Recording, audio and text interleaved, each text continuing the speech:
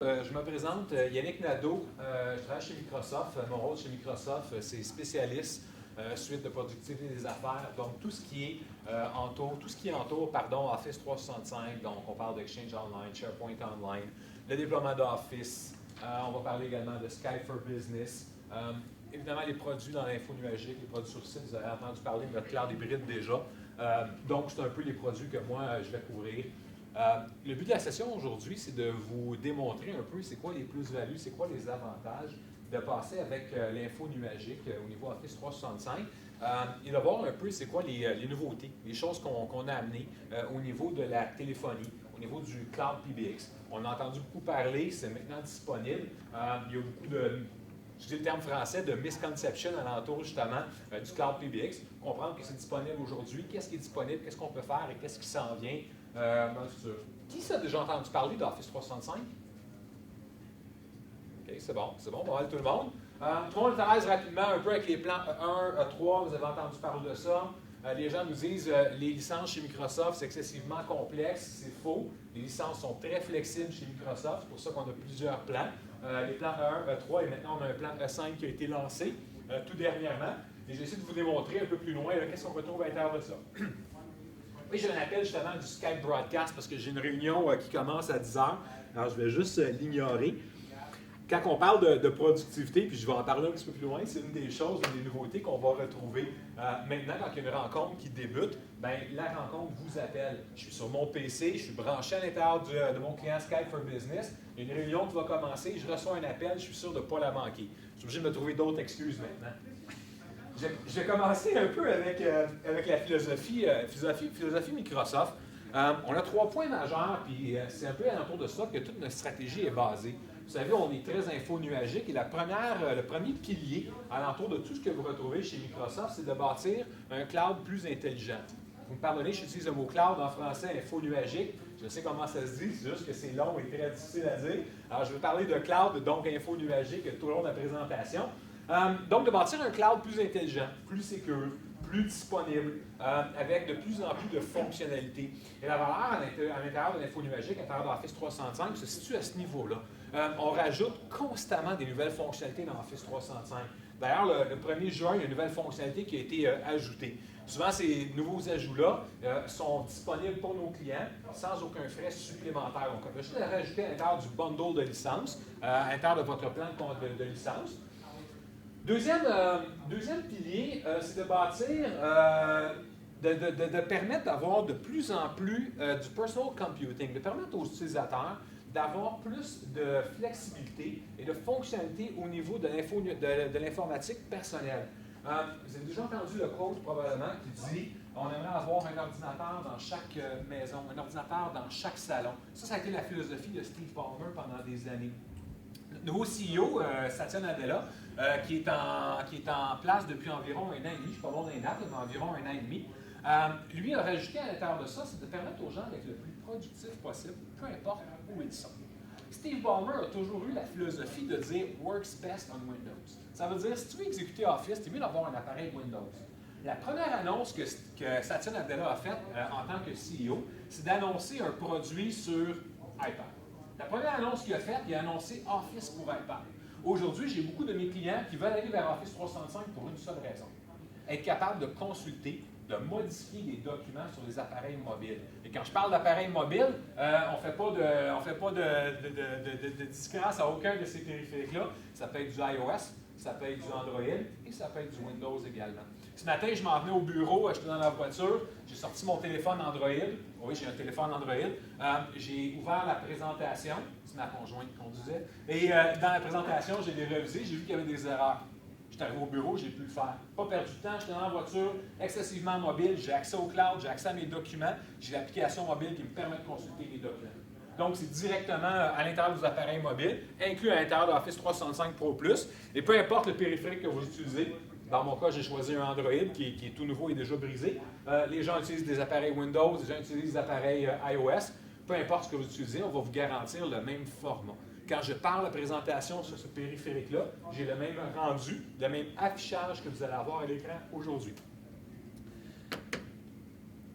Quand on parle d'Office 365, on a lancé la suite E5 dernièrement.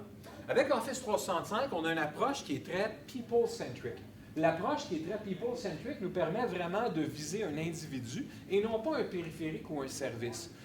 Exemple, au lieu de sécuriser un périphérique précis, on va sécuriser l'environnement de l'utilisateur. Vous allez retrouver à l'intérieur de la suite bureautique Office 365 3 axes majeurs sur lesquels Microsoft investit énormément. Premièrement, la sécurité. Je parlais de quelque chose qui a été lancé au mois de juin. Vous l'avez ici, l'Advanced Security Management. Je vais faire une intro à ces produits dans quelques minutes. La portion analytique et finalement la portion voice. Portion voice qui est relativement nouveau, qu'on fait sur site depuis des années, qu'on fait on-premise depuis des années. Maintenant, on essaie de l'inclure à l'intérieur de l'info nuagique. Les clients américains ont accès à toutes nos fonctionnalités. Je vais vous expliquer dans quelques instants qu'est-ce qui est disponible au Canada. Dans l'axe de sécurité, on va toujours mettre à l'intérieur de l'axe de sécurité 4 produits. Ce que vous devez comprendre, c'est que ces 4 produits-là sont inclus à l'intérieur de la suite E5. Je vais vous montrer une diapositive avec ce qui est inclus dans la E5 tantôt. Mais également, chacun des produits est disponible à la pièce. Souvent, nos clients ont des suites A1 ou A3 et aimeraient s'abonner seulement à un de ces produits-là. Possible de le faire, vous pouvez vous abonner à la pièce également. Le premier que vous avez dans la liste s'appelle Advanced Threat Protection. Vous savez qu'avec Exchange Online, on va filtrer, on va avoir un hygiène au niveau du courrier électronique et on va filtrer tous les courriels qui entrent et qui sortent. On va les filtrer pour antivirus, on va les filtrer pour anti-spam. Donc, on a des enjeux antivirus, anti-spam qui sont inclus. Alors, souvent, une des bonnes façons de rentabiliser notre investissement dans Office 365, bien, les gens ont un abonnement avec Proofpoint ou avec Zero Spam, un fournisseur tiers parti pour l'hygiène de courrier électronique. C'est inclus dans Office 365. Ce qu'on peut rajouter à l'intérieur de Exchange Online Protection pour le filtrage de courriel, c'est un outil qui s'appelle Advanced Threat Protection. Advanced Threat Protection va aller plus loin, il va vous offrir 2 choses supplémentaires. Il va vous protéger contre ce qu'on appelle les Zero-Day Exploits. Un Zero-Day Exploit, c'est tout simplement un exploit, c'est-à-dire qu'aujourd'hui, je pourrais écrire un virus que j'envoie par courriel. Étant donné que c'est un nouveau virus, on s'entend que dans nos définitions de virus, il n'est pas défini, il n'est pas détectable, c'est tout nouveau, je viens de le sortir. Ce qu'un outil comme Advanced Threat Protection va être capable de faire, aussitôt qu'il voit une pièce jointe à un courriel qui entre à l'intérieur d'Exchange Online, il prend la pièce jointe et il l'envoie à l'intérieur d'une chambre de détonation. En anglais, il l'appelle Detonation Chamber, j'ai juste traduit littéralement. En gros, c'est quoi une chambre de détonation? C'est une machine virtuelle dans laquelle on va ouvrir, on va exécuter le document. S'il n'y a rien de suspicieux, si on ne détecte pas d'attaque ou rien de douteux dans l'exécution du document, on va le prendre et on va l'envoyer à l'utilisateur. Ça rajoute évidemment un délai dans la livraison du courriel. Le système est fait de façon assez intelligente pour être capable de dire « je vais envoyer le courriel à l'utilisateur ». Au lieu d'avoir son document DocX, au lieu d'avoir son PowerPoint en pièce jointe, je vais tout simplement lui envoyer une pièce jointe qui est un texte qui dit « tu as une pièce jointe à ce document-là, on est en train de l'analyser, on va te l'envoyer un petit peu plus tard ». Les délais de livraison garantis, on parle de 5 minutes. Il fait une autre chose également. Pour nous aider à nous protéger contre ce qu'on appelle du phishing, à l'intérieur de l'Advanced Threat Protection, on est capable de faire ce qu'on appelle du URL rewrite. D'être capable de dire qu'il y a un URL à l'intérieur d'un document qui est www.quelque-chose.com, on va le réécrire. On va le changer, puis ce qu'on va faire, c'est qu'à chaque fois que l'utilisateur va cliquer sur ce lien-là, on va aller interroger la console Exchange Online Protection pour dire est-ce que ce lien-là a une bonne réputation? Le domaine est-tu valide? Vous avez sûrement déjà vu un courriel qui provient de Desjardins, c'est-à-dire que les logos Desjardins, qu'on vous pose des questions sur votre compte, mais en fait, quand vous mettez votre souris par-dessus le lien, au lieu d'être www.desjardins.com, ça va être autre chose complètement. C'est ce qu'on appelle du phishing. Advanced Threat Protection est capable de vous protéger contre ça. Si le nom de domaine n'a pas une bonne réputation, quand l'usager va cliquer dessus, on va l'empêcher d'y aller. Je ne devrais pas en parler, mais je vais vous dire quand même. Quand je vole avec Air Canada, je couvre l'Est du Canada, donc de Ottawa au Maritime.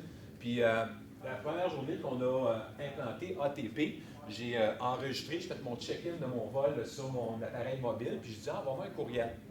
Carte en ligne, facile. J'arrive à la gate, je pèse sur le lien pour être capable de me faire scanner. Malheureusement, ATP l'avait bloqué. Bon, ce que je veux vous montrer, c'est que, il faut le rendre intelligent, ce système-là. J'ai évidemment envoyé une note à Microsoft pour leur dire ce lien-là, c'est un lien valide, c'est aircanada.ca. Donc, ils l'ont débarré, ça n'arrive plus. Et deuxièmement, la beauté, c'est que vous voyez, je suis sur un appareil mobile et je suis également protégé. Pourquoi? Parce que quand j'envoie le courriel à l'individu, je vais réécrire le lien URL et ça va rester à l'intérieur du courriel. Après, à chaque fois que je clique sur le lien, on va venir valider si le site web est disponible. Encore une fois, ça nous protège contre les zero-day exploits. Le Advanced Security Management, c'est la fonctionnalité qu'on a rajoutée dans la suite 5 depuis le 1er juin, donc c'est encore tout chaud. Je vous avoue que je n'ai pas énormément d'expérience avec ce produit-là. Par contre, ce que je peux vous dire, c'est que c'est un outil qui va nous permettre de faire de la surveillance sur le réseau et de détecter les événements qui sont suspicieux. Donc, vous avez un événement douteux, quelqu'un qui essaie d'accéder à un service, il y a des attaques, des denial of service attaques. Advanced Security Management va être capable de les détecter et de les rapporter. Avec Advanced Security Management, il y a des choses qu'on peut faire également, c'est être capable de détecter tous les softwares de service qui sont utilisés. Souvent, vous entendez le terme Rogue IT. Si tu ne donnes pas un service à un de tes utilisateurs, il va trouver une façon de faire. Un exemple super commun ces jours-ci, les gens qui veulent partager des documents avec des gens à l'extérieur de la compagnie, comment ils font? Bien, si vous n'avez pas un service comme OneDrive for Business de déployer dans lequel ils font juste uploader leurs documents et le partager à l'extérieur, ils vont utiliser un service inférieur. Ils vont utiliser Google Drive, ils vont utiliser Box, Dropbox, je fais des blagues en passant. Box, Dropbox, Gmail, Google Drive, c'est tous des produits qui sont disponibles. Le problème avec ces produits-là, c'est que si c'est la version consumer que les gens utilisent, vous, en tant que compagnie, qu'entreprise, perdez le contrôle là-dessus. Vous savez qu'avec Office 365, on offre OneDrive for Business et on offre 1 TB par défaut à chaque utilisateur. En fait, on a annoncé même que c'est illimité. Avec une simple commande, l'administrateur peut l'augmenter à 5 TB, 5 TB par utilisateur. Essayez d'offrir ça sur site. Et avec un appel au support, on peut le mettre illimité. Donc, ce que je suis en train de vous dire, c'est qu'avec Advanced Security Management, je suis capable de surveiller mon réseau, de détecter que les gens utilisent des services qui ne sont pas autorisés par les clients, qui ne sont pas autorisés par l'organisation. Ça vous permet de garder un bon contrôle sur votre environnement. Le Customer Logbox, c'est une nouveauté au niveau d'Office 365 et souvent la crainte des gens avec un service infonuagique, puis on parle d'Office 365, mais on peut parler de Google, on peut parler de Salesforce, peu importe. Qu'est-ce que la compagnie ou qu'est-ce que mon fournisseur fait avec mes données? Souvent, l'inquiétude est à ce niveau-là. Avec le Customer Logbox, qu'est-ce qu'on a rajouté? C'est que vous savez qu'avec Office 365, il n'y a aucun administrateur dans l'environnement Office 365. Quand vous appelez pour du support, il est possible qu'on ait besoin d'avoir accès à votre information, à vos données, pour vous offrir justement le support que vous avez besoin. Avec le Customer Logbox, qu'est-ce qu'on va faire? C'est qu'à chaque fois qu'il y a un ingénieur qui a besoin d'avoir accès à un environnement dans lequel vos données sont hébergées, on va vous envoyer une demande d'approbation. Alors, toi, tu as appelé le support, tu as parlé avec notre ingénieur au support, lui, il a fait une requête pour avoir accès à votre environnement, pour être capable de diagnostiquer votre problème et de le réparer. À ce moment-là, qu'est-ce qu'on va faire? Il y a un ingénieur chez Microsoft, il y a un manager chez Microsoft qui va approuver la requête de l'ingénieur. Et ensuite, la requête, lorsqu'elle est approuvée par le gestionnaire, elle s'en va à l'intérieur de votre portail Office 365 et vous devez l'approuver avant que le travail se fasse. Fait qu'il n'y a aucun accès avec le Customer Logbox qui est fait à votre environnement sans que vous soyez informé. Tout ça, évidemment, ayant pour but de vous protéger. Vous savez que dans Office 365, on fait du e-discovery par défaut. E-discovery, legal hold, in-place hold, litigation hold, tant qu'à moi, c'est tous des synonymes. Qu'est-ce que ça veut dire? Ça veut dire que si j'ai un utilisateur qui a une boîte postale à l'intérieur d'Exchange Online, et vous savez qu'on offre 50 GB de boîte postale à chaque utilisateur, si on veut évidemment être capable de conserver les données d'utilisateurs, même ceux qui l'effacent, on va placer la boîte postale en in-place hold. Ce que je veux dire par là, le défaut, ou plutôt, pardon, l'avantage et le gros bénéfice d'Office 365, c'est qu'il n'y a aucun backup dans l'environnement. Vous n'avez pas besoin de faire la prise de copie d'Exchange quand vous utilisez Exchange Online. Même chose pour SharePoint. Si vous voulez être capable de restaurer des données pendant 7 ans, dépendamment de votre conformité, 5 ans, 7 ans, 10 ans, 20 ans, 25 ans, vous activez ce qu'on appelle le In-Place Hold. Ça, c'est fourni à partir de la licence E3. Je mets la boîte postale de quelqu'un à In-Place Hold, par exemple Steve. Steve, à toutes les fois qu'il efface quelque chose, l'item qu'il a effacé s'en va dans un dossier caché. L'utilisateur a 30 jours pour récupérer les données, mais moi, en tant qu'administrateur, en mettant les données en in-place hold, j'ai la durée de la règle de rétention pour aller récupérer ces données en utilisant ce qu'on appelle du e-discovery. Avec du e-discovery, je peux faire des recherches dans mon environnement, dire « Trouve-moi tout ce qui existe sur Steve » ou « Trouve-moi tout ce qui existe sur un dossier d'Astou, par exemple. » Peu importe le nom, là, j'invente. Avec la e-discovery, ce qu'on peut faire. Avec la Advanced Discovery, ce qu'on va faire, ce qu'on va rajouter, c'est qu'on va détecter les, excusez le terme français encore une fois, les patterns dans l'environnement et on va mettre des règles intelligentes et on va être capable de vous retrouver l'information intelligente. C'est une acquisition très récente qu'on vient de faire pour l'Advanced Discovery et ça vous permet de façon automatique de mettre du contenu en haut, donc avec une prise légale, que les utilisateurs ne seront pas capables de modifier ou supprimer. Évidemment, c'est dans des dossiers cachés en tout temps. Au niveau Analytics, qui est mon deuxième pilier de déploiement, de développement ou d'investissement dans Office 365, on parle de Power BI, on parle de Dave Analytics. C'est vraiment la partie analytique d'Office 365. Power BI, si jamais vous avez déjà utilisé, ça vous permet de bâtir un dashboard intelligent sur vos données.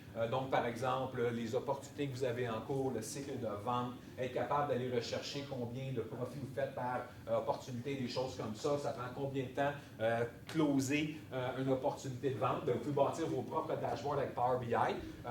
Évidemment, le tout intégré autant avec SharePoint Online qu'avec Excel permet de bâtir vos dashboards, de les publier, de les partager à l'interne et de les sécuriser.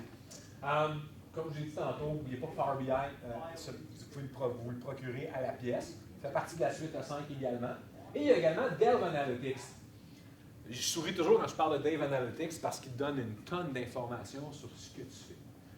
Il y a un add-in à l'intérieur de Outlook qui est également disponible sur Outlook on the Web qui vous permet d'analyser votre utilisation, d'analyser le travail que vous faites. Par exemple, avec Delve Analytics, je suis capable de savoir que j'ai échangé 92 courriels avec mon manager, avec mon boss.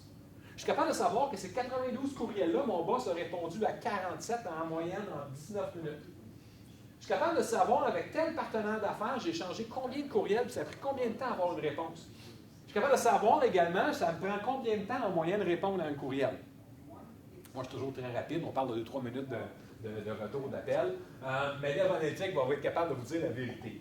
On est capable avec Delve Analytics également d'analyser vos habitudes de travail. Tu as fait combien d'heures de travail à l'extérieur des heures de bureau? Tu veux savoir si c'est un bon work-life balance ou si tu te plains pour rien. Tu es capable d'aller utiliser Delve Analytics et va être capable de dire tu as passé combien d'heures. Comment on fait ça? Avec Office 365, on a une composante de développement qui s'appelle les Graph API. Les Graph API, qu'est-ce que c'est? C'est du code qui me permet d'interroger, d'envoyer des signaux, d'aller interroger ces signaux-là à l'intérieur d'Office 365. Et tout ce que vous faites à l'intérieur d'Office 365, c'est un signal. Ce matin, quand j'étais dans ma voiture là, à 6h45 et que j'ouvrais mon PowerPoint, ben ça, c'est un signal que j'envoie à l'intérieur d'Office 365. Ça dit à Delve Analytics, il y en a qui travaillent à l'extérieur des heures de bureau.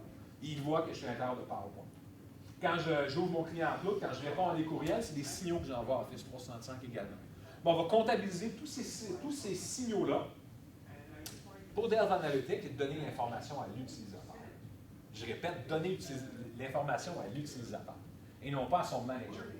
Fait que moi, en tant qu'utilisateur, j'ai accès à mes signaux, j'ai accès à Delve Analytics, à mes habitudes de travail. Mon manager n'a pas accès à ça.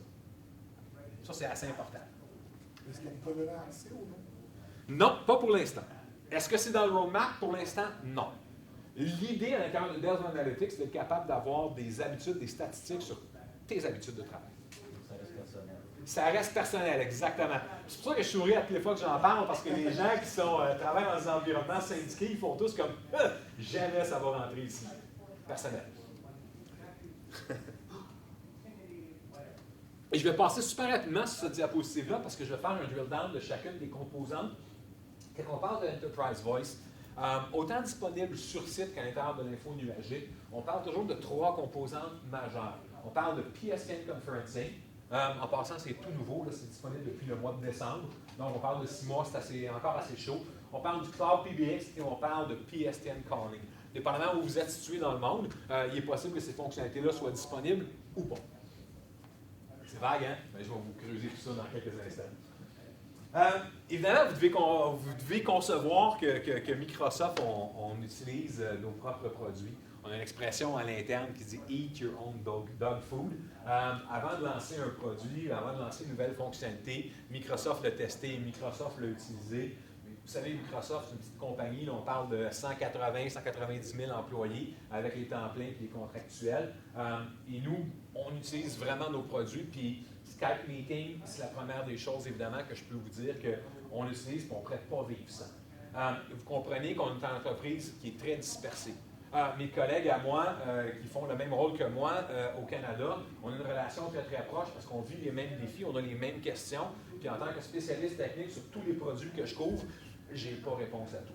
Je sais, c'est décevant d'entendre ça, mais j'ai pas réponse à tout. Okay? Comment je fais pour avoir réponse à tout? Je travaille avec mes collègues. On a des rencontres mensuelles, on a des rencontres hebdomadaires avec ces collègues-là. Ils sont répartis au Canada. Imaginez les frais de T&E, de Travel, les comptes de dépenses que j'aurais s'il faudrait que je rencontre à chaque semaine mon collègue qui est à Vancouver. Que ce soit en longue distance, que ce soit sur site. Skype for Business, avec les options de rencontre, me permet d'éliminer la plupart de ces frais-là. Quand on parle de rencontres en ligne, évidemment, on a la partie logicielle de Skype for Business qui me permet d'avoir des rencontres un à un.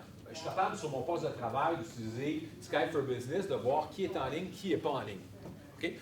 Je ne suis pas ici pour vous faire une démo, mais juste rapidement, une image vaut 1000 mots. Vous voyez présentement mon client Skype for Business. Je vois mes contacts fréquents. Et puis, je suis capable de les grouper aussi par groupe. Je me suis créé des groupes d'intérêt de personnes avec qui je contacte. La beauté avec Skype for Business, c'est que vous êtes capable d'avoir des gens, vos contacts qui sont à l'intérieur de votre organisation ou des gens à l'extérieur de l'organisation.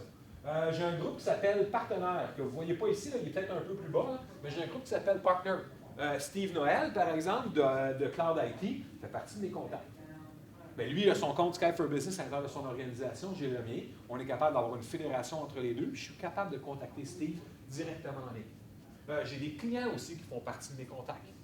Ils n'ont pas besoin de m'appeler, ils regardent si je suis en ligne, puis automatiquement, ils m'envoient un petit message instantané. « Salut Yannick, tu es disponible? » La réponse est toujours oui. Dell Analytics vous dira la vérité. Il y a votre problème de sécurité, quoi que ce soit? Bien, sécurité, oui et non. En fait, je vais répondre par non. Pourquoi? Parce que qu'est-ce que je partage? C'est mon adresse courriel, qui est la même que ce qu'on appelle l'adresse SIP à l'intérieur de messagerie instantanée. Ça me permet de recevoir des IM. Salut Yannick, es-tu disponible? Oui, je suis disponible. On continue à clavarder. Ou bien, on transfère ça à un appel audio ou un appel vidéo. Alors, si je me lève un matin, je ne suis pas bien rasé, je ne suis pas bien peigné, je garde ça en appel audio. Sinon, on passe un appel vidéo. OK, donc on a ce contrôle-là. Problème de sécurité, on peut s'échanger des fichiers. Alors, Steve a dit, Yannick, ta présentation, on va travailler dessus ensemble. On peut se la partager ou on est capable de se l'envoyer comme pièce jointe. Ça se bloque, ça se contrôle. Donc, au niveau de la fédération, je suis capable de fédérer avec d'autres entreprises. On est capable aussi d'avoir une fédération publique. C'est-à-dire que je suis capable, et ça, évidemment, c'est à l'organisation de le permettre ou pas. Chez Microsoft, on le permet. J'ai des contacts qui sont à l'extérieur. Vous voyez ce contact-là qui est présentement away, qui n'est pas devant son ordinateur ou qui n'a pas un client Skype qui roule. C'est un client qui est un client Skype. Donc, lui, c'est son compte Outlook.com, son compte personnel, puis je suis capable de contacter cette personne-là. Pas besoin d'avoir du Skype for Business uniquement pour pouvoir communiquer avec les gens. Donc, l'avantage avec Skype for Business, je suis capable à partir de là de voir mes contacts, où ils sont, qu'est-ce qu'ils font. Honnêtement, aujourd'hui, si vous m'enlevez Skype sur mon poste de travail, là, je dois être à peu près 60 à 70% moins efficace dans mes journées. Pourquoi? Parce que si je veux contacter, par exemple, mon collègue Fred, avec qui je parle pas mal plus que ma conjointe, parce que c'est mon partenaire d'affaires, s'il faut que je prenne le téléphone à chaque fois et j'essaie de le rejoindre, ça risque d'être compliqué. Là, vous le voyez, il est occupé, il est dans un meeting. Souvent, dans ce temps-là, quand je vois qu'il est rouge, je vais juste faire un petit IM, je vais dire « Contacte-moi au tu as 2 minutes. » J'arrête là. Chez Microsoft, on ne laisse pas de message vocal. Je n'irai pas prendre mon cellulaire, appeler Fred, lui laisser un message. Je vais juste envoyer un IM, contacte-moi la prochaine fois. C'est pratiquement impoli chez Microsoft de laisser un voicemail à quelqu'un. C'est rendu là. C'est peut-être un peu à l'extrême, mais c'est rendu à ce niveau-là quand même. Quand on parle d'Office 365, de Skype for Business, on est capable d'avoir des rencontres en ligne. On dit dans un meeting Skype for Business, on est capable d'avoir jusqu'à 250 personnes à l'intérieur de la même conférence. Une conférence en ligne, ça permet d'avoir évidemment un appel audio, de partager le vidéo. 250 personnes en vidéo, on s'entend que c'est pas mal moins agréable, mais au moins de partager le audio pour qu'il y ait une personne qui présente, qu'on puisse interjecter avec des questions. Donc, la rencontre qu'on a ici aujourd'hui, on aurait pu le faire avec Skype for Meeting, Skype for Business et la conférence en ligne. Ça n'aurait rien coûté à personne. On serait tous restés chez soi, confortablement assis. On n'a pas d'interaction humaine. Je suis d'accord avec vous. Mais j'aurais pu vous faire exactement la même conversation. Tantôt, tu m'as posé une question, tu aurais pu dire je m'unmute. Je dis c'est le terme français. Je m'enlève de la sourdine et je pose ma question, puis j'aurais répondu à cette question-là. On aurait pu poser des questions par IM également. On dit 250 limités. Là, j'étais dans une formation en ligne avec Skype for Business parce que chez Microsoft, on utilise nos produits. On était 277, je me souviens bien, à l'intérieur de la même conférence. la personne qui est le présentateur a le contrôle de qui est présentateur, qui est dans l'auditoire, et est capable de faire un mute de l'audience au complet. De fermer le son à tout le monde de l'audience, comme ça, il n'y a pas personne qui parle à tout moment, pour un meilleur contrôle sur la présentation. Et le speech est le même. Vous avez des questions, posez-les par messagerie instantanée. J'ai la présentation PowerPoint au milieu, la vidéo déjà en dessous, puis du côté gauche, j'ai la messagerie instantanée. Je pose mes questions là. Super efficace. Il y a des gens, évidemment, qui sont devant leur ordinateur ou qui ont un appareil mobile, parce qu'on a un client Skype for Business pour toutes les plateformes mobiles. J'ai souvent déjà entendu parler de Link. Link est la nouvelle version de Skype for Business. Donc, on a un client... Non, pardon, Skype for Business est la nouvelle version de Link, c'est dans l'autre sens. On avance, on ne recule pas. On a un client Skype for Business qui existe pour les appareils Android, qui est présentement en preview. On a des clients qui existent pour les iOS, iPad, iPhone. Et on a des clients qui existent également pour la plateforme Windows. Parce qu'il y a encore du monde qui utilise Windows. Le défi, souvent, c'est les gens qui sont sur la route. Comment je fais pour que ces gens-là se connectent à la conférence en ligne?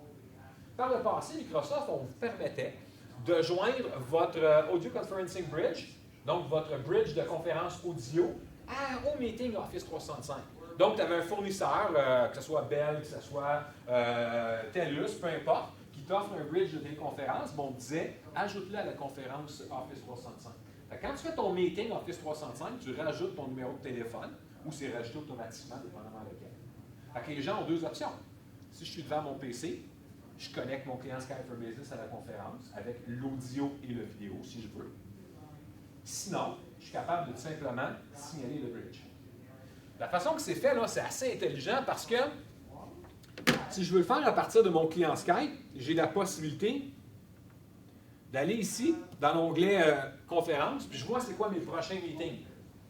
Si je clique sur un de ceux-là, comme par exemple lui à 8h PM, on s'entend que je ne le ferai pas, mais mettons que je prends lui à 10h AM, je clique dessus, bien, je me connecte automatiquement à la conférence, je n'ai rien à faire. Je n'ai pas à rentrer le code de 10 chiffres, puis de faire l'étoile, puis de dire mon prénom. Non, je suis connecté, c'est direct. Par contre, si je suis sur la route, comment je le fais? Si je suis sur la route et j'ai un accès à Internet à partir de mon appareil mobile, j'utilise le client Skype for Business, puis je vais avoir la même interface que je viens de vous montrer à l'écran. Aussi simple que ça. Je clique sur le lien, il me connecte. Avec une connexion LTE, avec une connexion 3G, je vais utiliser ma connexion data et je vais être connecté en data directement en audio. Si ce n'est pas possible, parce que vous êtes dans une contrée lointaine, comme la Rive-Sud par exemple, à ce moment-là, vous êtes capable de dire « je vais signaler le numéro 1866 de la conférence en ligne ». Comme je vous dis, ça peut être un tiers parti, ou maintenant, nouveauté depuis le mois de décembre, qui est disponible au Canada, ce qu'on appelle le PSN Conferencing. PSN Conferencing, c'est que Microsoft va vous fournir un numéro 1866 ou 1800, ainsi qu'un numéro local que les gens vont pouvoir signaler pour se connecter en téléphone sur votre conférence Skype for Business. Oui? Ils n'ont pas à Montréal encore. Ouais, un détail. Présentement, on a au Canada la disponibilité de 2 grandes villes canadiennes, Toronto et Calgary. 2 grandes villes canadiennes, ouais. Toronto et Calgary. Exactement. Ça s'en vient. On a annoncé que très bientôt, on va avoir des villes supplémentaires. Montréal va être dans le lot. OK? Alors, tu vas avoir un numéro 514 qui va être rattaché. Un très bon point, merci de le préciser. Je m'en allais là, tu m'as juste devancé. Donc, c'est la beauté de la chose, c'est qu'aussitôt que je vais créer ma conférence en ligne, aussitôt que je vais créer mon meeting dans Outlook, je suis dans Outlook, je fais meeting, j'invite les gens. Quand ils me demandent l'emplacement, je fais juste cliquer sur un bouton qui s'appelle Skype Meeting. Automatiquement, j'ai le URL pour les gens qui se connectent au web et j'ai également mes numéros de téléphone pour joindre la conférence en ligne. C'est ajouté directement. Vous comprenez qu'Office 365, c'est un abonnement mensuel. Fait que vous payez par mois, par utilisateur. C'est du all you can eat. Ça veut dire que mon utilisateur utilise 3500 minutes de conférence par mois ou qu'il en utilise 5, ça coûte exactement le même prix. C'est un forfait mensuel. On a évidemment du dial-in et on a également du dial-out. Dial-in, vous le voyez ici, l'interface graphique, quand je fais un nouveau meeting, ça va ressembler à ça. J'arrive à ta question. Donc, j'ai le lien ici avec le URL et j'ai les numéros 1-800 ou les numéros locaux. Redmond, c'est dans mon exemple, je m'excuse, mais ce serait un numéro de Montréal avec un numéro 1866 que les gens peuvent appeler. Le dial-out, ça vous permet de faire en fait 2 choses. Tantôt, vous avez vu la conférence a popé ici pour m'inviter, pour me dire Yannick, tu as un appel, bien, c'est la conférence qui m'appelle. Ou bien, Je suis en conférence en ligne avec 3-4 de vous autres pour dire hey, il faudrait inviter Steve Noël à l'intérieur de la conférence. Mais je peux ajouter une personne, juste taper son numéro de téléphone, puis on va l'appeler sur son cellulaire directement à la conférence. Ta question? All you can eat, mais le numéro 800 et un dial-out interurbain génère du toll ou c'est inclus ça avec? Le dial-out interurbain va générer du toll. On a un petit tableau qui explique combien ça coûte exactement. 40 MB de Excel, puis le 1-800, il coûte-tu un toll? Le 1-800 de mémoire, non, il est all you can eat aussi. OK. Je déteste ces diapositives-là parce que tout le monde me dit ouais, moi je paye pas ça, puis moi je paye pas ça, c'est simplement un exemple. D'accord? On dit, vous donnez l'exemple ici, Skype for Business, on s'entend que c'est un compétiteur avec WebEx de Cisco. Les deux nous offrent sensiblement les mêmes fonctionnalités. Partager mon écran, joindre une conférence, donner le contrôle de mon écran à quelqu'un, présenter mon PowerPoint, avoir un tableau blanc. On a tout ça. La beauté de Skype for Business, c'est intégré à tous les autres produits Microsoft. C'est vraiment génial, ça fonctionne super bien. On donne l'exemple ici de quelqu'un qui fait une conférence à 5 personnes, qui dure 60 minutes.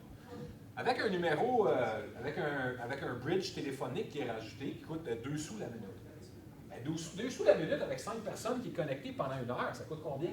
Ça coûte 10 sous la minute. 1 heure, 60 minutes, ben, ça vous coûte un gros 6 $. Pensez à Skype for Business, All You Can Eat, ça va coûter combien par conférence? 0. Frais mensuels. Et je ne le cache pas, il y a un frais mensuel, je vous le dis. Par contre, c'est inclus à l'intérieur de la licence E5. J'ai plusieurs clients. Je couvre surtout la grande entreprise, donc les Bombardiers, les Desjardins, les Air Canada. C'est plus les comptes que moi je vais gérer. Et j'ai des clients qui ont des factures de plusieurs millions par mois en numéro 1-800 et en conférence en ligne. Imaginez comment on peut faire un business case très rapide avec la licence E5.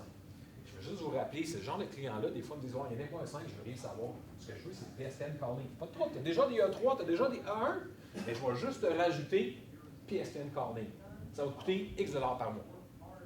Relativement facile. Le business case se fait les yeux fermés. La valeur des meetings, évidemment, je ne veux pas passer trop de temps là-dessus. L'utilisation de la conférence web, beaucoup d'avantages au niveau TI, beaucoup d'avantages au niveau de l'entreprise. J'aime beaucoup le fait que ça réduit beaucoup mes frais de voyagement. Chez Microsoft, vous pouvez imaginer que ce qu'on appelle le TNE, c'est énorme. Je couvre l'Est du Canada, comme je vous le dis. C'est à toutes les fois que j'ai une présentation à faire à un de mes clients des Maritimes, par exemple, chez McCain, qui sont situés à Florenceville, une superbe ville du Nouveau-Brunswick que vous devez visiter dans votre vie. Je dois me déplacer, ça coûte une fortune à Microsoft pour une rencontre d'une heure. Skype for Business, j'invite mon client, je lui partage mon PowerPoint, audio, vidéo s'il veut, il n'y a pas de problème, je m'habille plus chic ce matin-là, puis je suis capable de faire ma présentation. Bien payé. Bien payé, toujours, merci beaucoup. Vendor Consolidation. Le problème, souvent, que je vois chez mes clients, c'est l'intégration. L'intégration des produits, c'est une chose, mais après ça, il faut gérer chacun de ces vendeurs. Si quelqu'un utilise du WebEx avec un fournisseur de pont téléphonique tiers parti, bien, il est déjà rendu à 2 fournisseurs juste pour ce produit-là, juste pour cette fonctionnalité-là. Nous, évidemment, c'est juste une intégration, juste un fournisseur. J'ai toujours l'expression « one throat to choke ». Mais si vous avez un problème, c'est Microsoft que vous allez égorger. On a une fonctionnalité que je n'ai pas encore parlé, là, qui s'appelle les grands meetings, qui s'appelle le Meeting Broadcast, mais qui vous permet d'aller chercher une grande audience. Puis quand je parle de Skype for Meeting Broadcast, tantôt je parlais de Skype for Meeting, qui permet d'avoir des conférences en ligne à seulement 250 personnes, qu'on ne recommande pas plus. Mais cette semaine, Satya Nadella a fait une annonce à toute la compagnie. Je vous ai entendu parler, on a fait une petite acquisition, on a acquis LinkedIn, 26 milliards de dollars. Puis Satya Nadella, évidemment, il a fait une conférence pour annoncer le tout, le pourquoi, c'est quoi la stratégie à long terme. On s'entend qu'avec Skype Meeting, 250 personnes, ça ne répond pas aux besoins. Alors, on a fait un ajout, Skype for Meeting Broadcast, qui est inclus dans votre licence E1. Donc, tous les affaires qui ont du Skype for Meeting sont capables d'y avoir accès. Et on est capable d'aller chercher, théoriquement, on dit un maximum de 10 000 personnes à l'intérieur de cette conférence-là. Nous, on l'a testé jusqu'à 48 000 personnes simultanément dans ce broadcast. OK? Fait que, être capable d'aller chercher une plus grande audience, faciliter l'utilisation parce que c'est intégré avec votre client Skype, très facile à utiliser. En activant le PSTN Dial-In, Dial-Out, ça vous permet d'aller chercher une plus grande audience, de faciliter la participation. Souvent, je suis dans la voiture, là. Mon client Skype est branché là-dessus. mon téléphone sonne, c'est la conférence qui m'appelle. Je fais qu'appuyer sur Answer sur mon volant de ma voiture, puis automatiquement, je suis connecté à la conférence. Je n'ai même pas besoin de sortir mon téléphone, de le toucher, de rentrer mon PIN, de rentrer le numéro de téléphone. Non, c'est 0 clic. Hyper facile. OK? Et ensuite, bien évidemment, ça vous permet d'avoir du pricing là, qui est plus prévisible.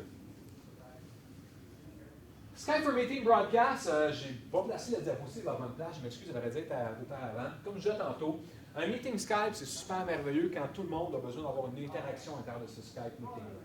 D'être capable de faire du high-end live, d'être capable de poser des questions par téléphone directement.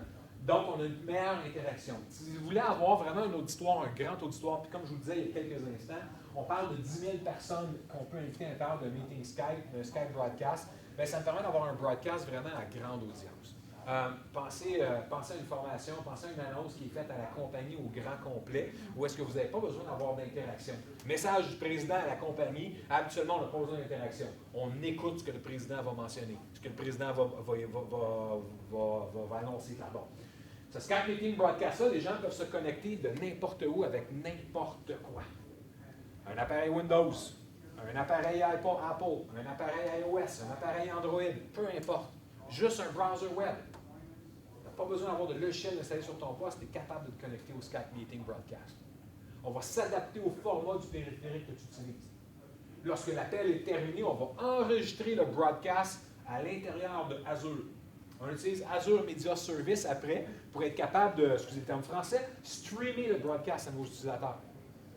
Et quand on parle de Azure Media Service, vous allez peut-être dire, ouais, mais je ne suis pas sûr que ça scale beaucoup. Les derniers Olympiques, CBC les ont streamés à partir de Azure Media Service.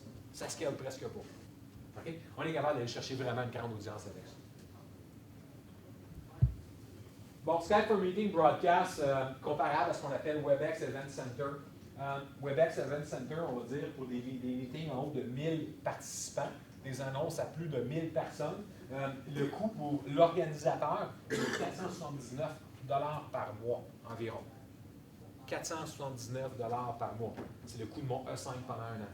C'est-tu granulaire, le Samsung, exemple, d'autres dans l'école? Oui. On a 25 000 élèves, on ne peut pas donner Skype, on va donner Skype entreprise juste pour l'administration.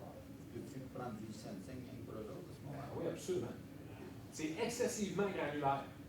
Dans une entreprise, tu es capable d'avoir du 1, du E3, du E5, tu es capable d'avoir des users qui ont du E3 avec du PSTN calling, tu es capable d'avoir un utilisateur qui a du E1, mais tu enlèves SharePoint, tu enlèves Skype for Business. Excessivement granulaire. One size fit all, ça ne marche pas pour les t-shirts, ça marche encore moins pour les licences. Okay? C'est vraiment la façon de le voir, la façon de le penser. Ce qu'on appelle du Enterprise Voice. Tout ce que je vous dis là, c'est merveilleux parce que ça fonctionne de façon logicielle. Avec le software sur mon PC, avec le software sur mon téléphone, je suis capable de faire des appels audio, des appels vidéo, de rentrer en conférence. Ce qu'on appelle l'Enterprise Voice, là, c'est un peu différent. Enterprise Voice, ça va me permettre d'appeler un numéro téléphonique externe. Par exemple, commander une pizza au coin de la rue. Appeler ma mère. Appeler un de mes fournisseurs qui n'est pas un de mes partenaires Skype. Comment vous le faites? C'est ce qu'on appelle les fonctions d'Enterprise Voice. Et pour l'Enterprise Voice, évidemment, on a plusieurs options, plusieurs fonctionnalités. On est très flexible chez Microsoft. On offre évidemment du cloud qu'on appelle du cloud hybride. Pour nous, le cloud hybride, ça veut dire choisir quel de tes utilisateurs vont dans le cloud. Par exemple, pour une commission scolaire, peut-être que tu as certains utilisateurs que tu dis, bien, leur courrier électronique, eux autres, je vais les garder sur site. J'ai une vieille boîte Linux qui fait du email, ça marche en masse. Par contre, pour les professeurs, pour l'administration, peut-être qu'eux autres, je veux leur donner un vrai système de courrier électronique, que je les mets dans Exchange Online. C'est ce qu'on appelle du mode hybride. Avec la téléphonie, c'est la même chose. Selon Gartner, on est leader dans le Magic Quadrant de Gartner sur trois aspects. Unified Communication, Corporate Telephony et Web Conferencing. Allez consulter Gartner, c'est ce qu'ils disent. Des statistiques américaines, donc aux États-Unis, on dit que 79% des entreprises sont présentement en train de déployer Skype for Business en incluant la téléphonie ou ont l'intention de. Okay? De plus en plus, on prend le marché avec Skype for Business et la téléphonie. Pourquoi? Parce qu'on parle d'intégration. Il n'y a pas longtemps, on a commencé à lancer des petits collants là, que vous voyez sur le derrière de ma surface. Celui-ci. This is my office. Oui, c'est mon bureau. Moi, je travaille de n'importe où. Je n'ai pas de bureau attitré chez Microsoft. Je suis un employé qu'on qualifie de mobile. Je me promène avec ma surface puis je peux travailler de n'importe où. Je peux être au café Internet, je peux être chez McDo, je peux être au chalet, je peux être à la maison. Tout se passe là-dessus. Mon téléphone rentre là-dessus. J'ai un petit earpiece Bluetooth que j'utilise pour connecter avec mon téléphone sur ma surface. Et quand quelqu'un appelle mon numéro au bureau 514-846-5859, c'est ma surface qui sonne. Avec ma surface qui sonne, j'ai mon écouteur Bluetooth, je peux répondre de n'importe où. Facilité d'utilisation. Je n'ai pas besoin d'avoir un téléphone physique. Non, j'ai un téléphone logiciel. Et ça fait plusieurs années qu'on fait ça. Si ta surface est offline, est-ce que ça va transférer à ton cellulaire? Excellente question. Puis regarde, une image vaut 1000 mots. Si je viens ici, là présentement, la réponse c'est non, parce que je l'ai manuellement enlevé. Mais call forwarding. Tu peux avoir des règles de call forwarding en tant qu'utilisateur. Fait que je peux dire présentement, tu vois qu'il est fermé, mais je peux également lui dire, mets le call forwarding de 8 à 5. Après ça, ferme-le. Je n'ai pas à gérer ça. Sur ma carte d'affaires, que je n'ai jamais avec moi, mais sur ma carte d'affaires, j'ai un numéro de téléphone. C'est mon numéro Skype. 514-846-5859, c'est mon numéro de bureau. Je n'ai pas de téléphone physique. C'est mon Skype qui sonne. Si je ne suis pas devant mon ordinateur, l'appel simultané s'en va vers mon téléphone cellulaire, puis je ramasse mon téléphone d'actif. Quand on parle vraiment d'unifier les communications, ce qui est super important selon moi, je ne veux pas avoir 22 boîtes vocales, bien tous mes messages vocaux s'en vont dans Exchange. Un petit fichier MP3, je reçois un nouveau courriel, Yannick a un nouveau courriel, ma montre m'alerte, Yannick a un nouveau courriel, je vois que c'est un message vocal, bien, je vais le lire automatiquement. Super simple.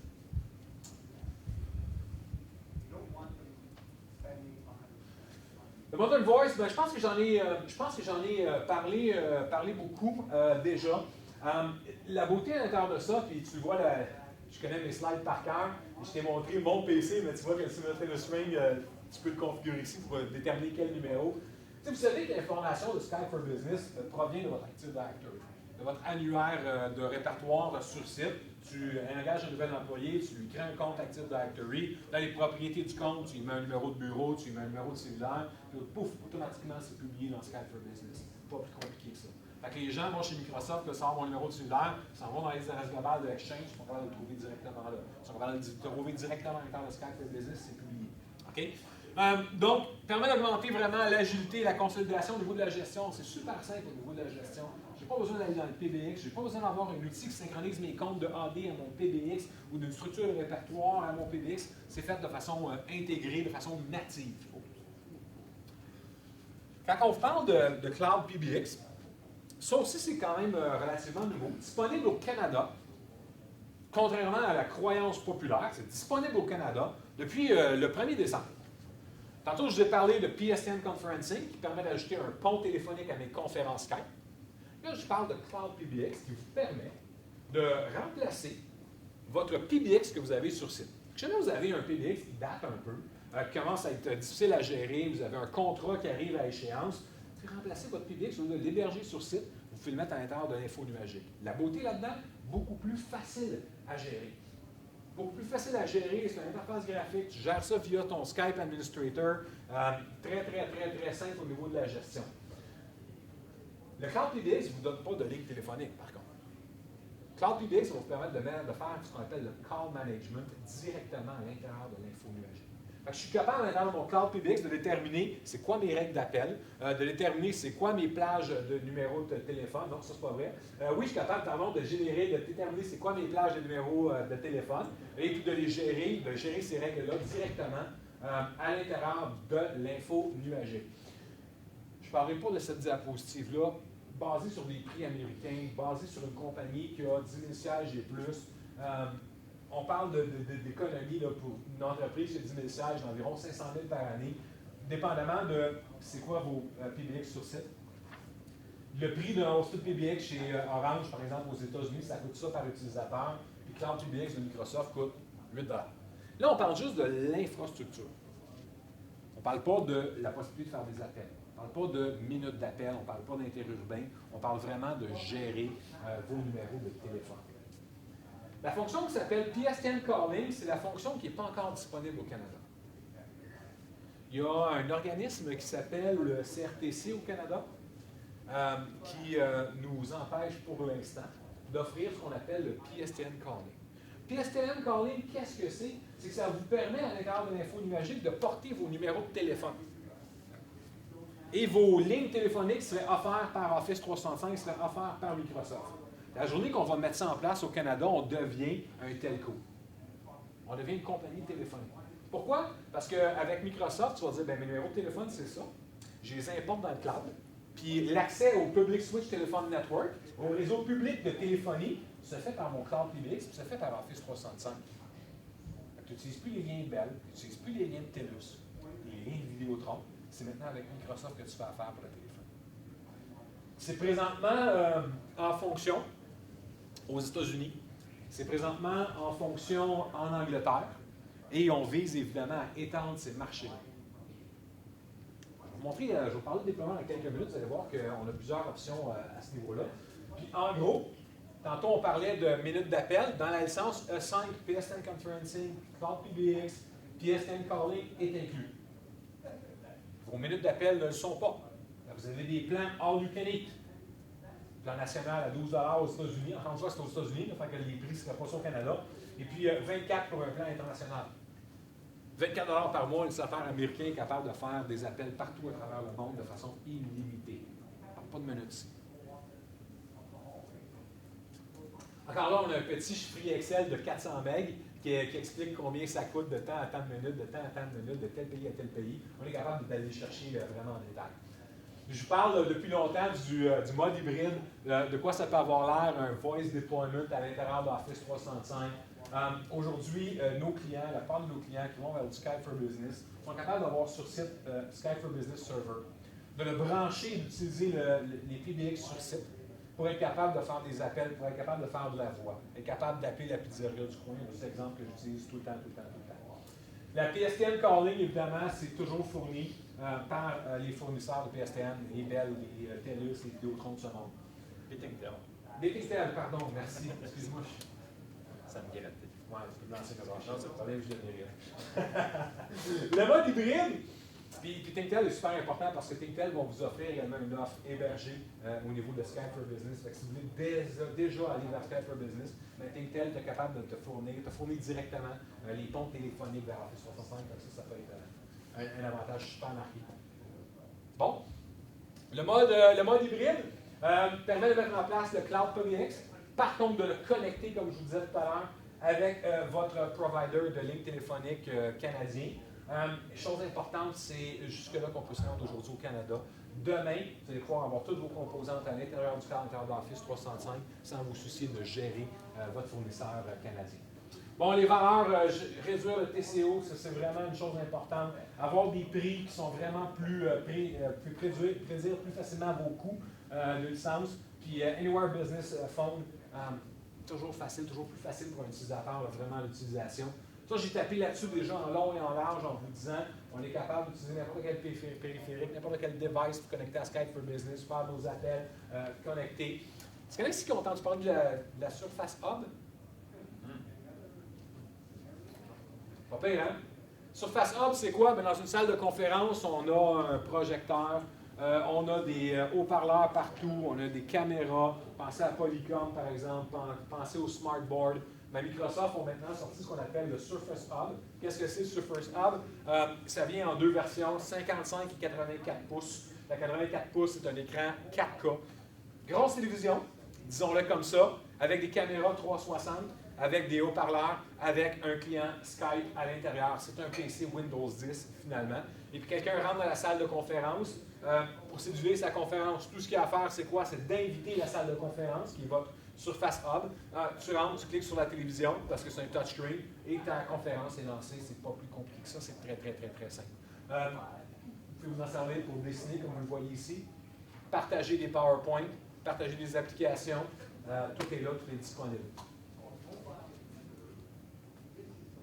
Je ne veux pas en parler. Comment migrer pour le cloud? Je pense que j'en ai parlé un petit peu déjà. La connectivité vers le cloud, bien, on a parlé évidemment d'avoir un PBX sur site. Je voulais vous amener vers les licences, faire un petit résumé de ce qu'on offre. souciez-vous pas trop des prix parce que c'est vraiment les prix de liste. Chaque entreprise a un prix différent dépendamment de la taille d'entreprise, de la façon de faire l'acquisition de ses licences. Alors, vous avez vraiment la licence E1, la licence E3 et la licence E5. Qu'est-ce que ça rajoute de façon supplémentaire? Les choses qu'on a parlé aujourd'hui. Advanced Security Management, Advanced Discovery, Advanced Threat Protection ici. On a également la possibilité d'avoir l'Organization Analytics, donc Dev Analytics, Power BI, Cloud PBX, PSN Conferencing. Alors, vous voyez un peu la différence. Puis à ça, bien évidemment, vous pouvez rajouter le PSN Calling et vous pouvez rajouter aussi le CRM Online, Project Pro, et ainsi de suite. Bientôt, le LinkedIn va être intégré à ça, je suis pas mal sûr. Excuse-moi, je rentrais dans un tunnel, je n'ai pas entendu ta question. Plus d'informations, okea.ms/people-centric security. Allez voir là, évidemment, facile de débuter, d'avoir un environnement trial, d'avoir un environnement d'essai d'Office 365. Je laisse vous avec ça, puis je veux toujours terminer. Je cherchais une façon de le plugger, fait que j'ai dit, tiens, je vais le mettre par rapport à la fin. Quand on parle de certification, quand on parle de Trusted Cloud, pour nous, c'est super important, c'est notre différenciateur. On a un cloud qui est très, très, très sécuritaire et peu importe l'entreprise que vous avez, le type d'entreprise, c'est quoi, les regulations que vous devez suivre, les normes que vous devez suivre, on les respecte dans la plupart des cas, je dirais dans tous les cas même, c'est juste une question d'interprétation souvent. Pensez que dans Office 365, on a des clients bancaires, des clients dans le domaine de l'assurance, énormément de commissions scolaires d'universités qui sont à l'intérieur d'Office 365. La plupart des grandes entreprises, on a un taux de pénétration dans ma région, l'Est du Canada, d'au-dessus de 80% dans la grande entreprise au niveau de l'Office 365. Et quand je vous dis ça, des fois, c'est pour tous les services. Des fois, c'est pour un seul service. J'ai des clients qui vont utiliser Exchange Online Protection pour scanner leur courriel. Il y a des clients qui vont utiliser Exchange Online, d'autres clients qui vont utiliser OneDrive for Business. Dépendamment de vos besoins, vous pouvez l'adapter évidemment comme vous le désirez. Alors voilà, ça fait le tour. Je voulais vous dire un gros merci. Je suis disponible si jamais vous avez des questions. On a encore quelques minutes de libre. Questions? À part les questions sur LinkedIn.